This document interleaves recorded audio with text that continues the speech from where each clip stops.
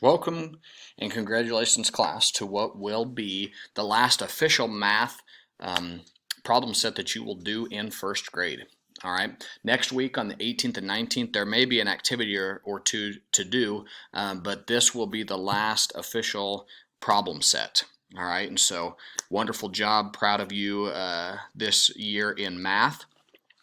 And I want to just share just a little bit here with you on what you're doing. All right, tying in some different content with this lesson, in that we're taking money, but we're also taking place value. Okay, so, and I'm going to show you base 10 blocks here in a little bit, but you'll notice, since we're talking tens and ones, as we've been talking all week and back into last week as well, dimes are worth 10, pennies are worth 1.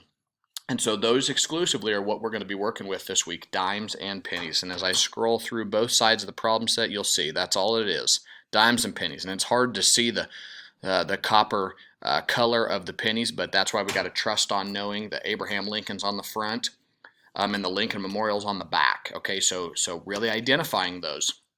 All right, but dimes and pennies, and so you're going to count them and be able to put those into a place value chart here, and then writing an addition sentence to add the tens together plus the ones. Okay, so I've got 3 dimes and 2 pennies, and I wanted to show you the crossover here between the coins and the base 10 blocks. Here I've got my tens and my ones. Now, to write that number sentence that they're asking you to, this value right here is worth 30.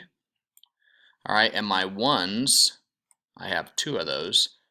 Okay, so 30 plus 2. We've practiced this back a few weeks ago, but again, it's a review. It's tying it all together: money and numbers, addition sentences, and place value. Okay, so I have 30 plus 2 equals 32. All right, so working with dimes and pennies exclusively here, and place value. Good luck with your last problem set.